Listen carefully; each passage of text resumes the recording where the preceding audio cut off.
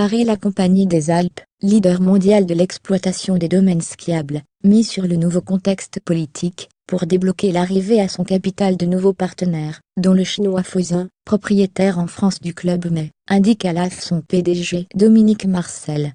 Le groupe, à la tête de 11 domaines skiables dont Tignes, Val d'Isère, les Arcs ou les Deux Alpes, est détenu à 40% par la Caisse des dépôts et consignations (CDC).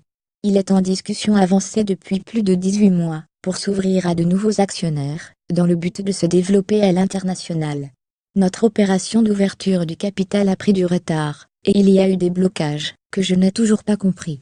J'espère que le nouveau contexte nous aidera et facilitera notre évolution. Nous sommes prêts, résume Dominique Marcel.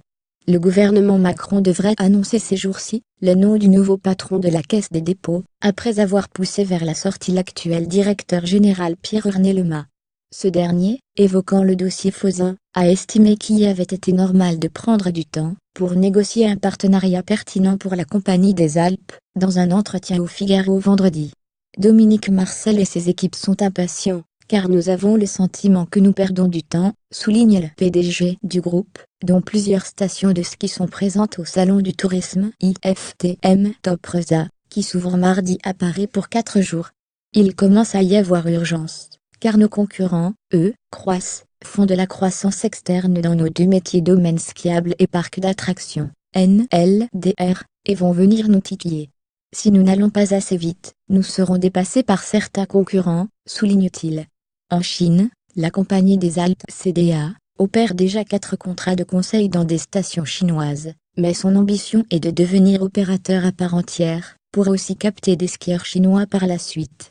Le partenariat souhaité avec Fosun va nous aider à nous implanter en Chine, mais aussi nous apporter son expérience, ses réseaux dans le tour operating, le digital numérique, ou le real estate l'immobilier, indique Dominique Marcel.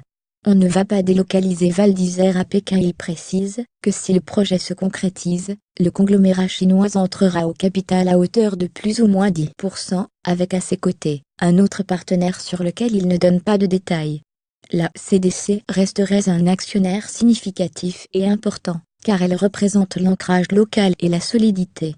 Mais on a aussi besoin d'actionnaires qui soient dans une dynamique plus entrepreneuriale, et qui nous aident à accélérer notre développement, souligne M. Marcel.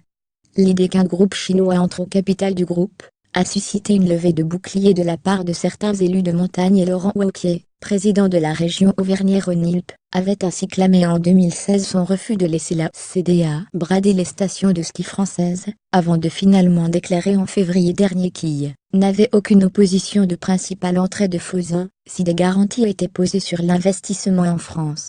On ne va pas délocaliser Val d'Isère à Pékin, il n'a jamais été question de passer le contrôle aux Chinois, tient à souligner Dominique Marcel. Et de rappeler que le premier investisseur dans les Alpes c'est Fosun, via le Club Med. Sans compter que suite à sa prise de contrôle à 100% par Fosun en 2015, le Club Med a déjà pu ouvrir 4 sites en Chine, et en a 4 autres en construction. Nous sommes parfaitement armés pour aller à l'international. La croissance externe doit se faire à l'étranger, en Chine mais aussi en Europe, et jamais je ne tomberai dans cette tentation du repli sur soi, résume Dominique Marcel.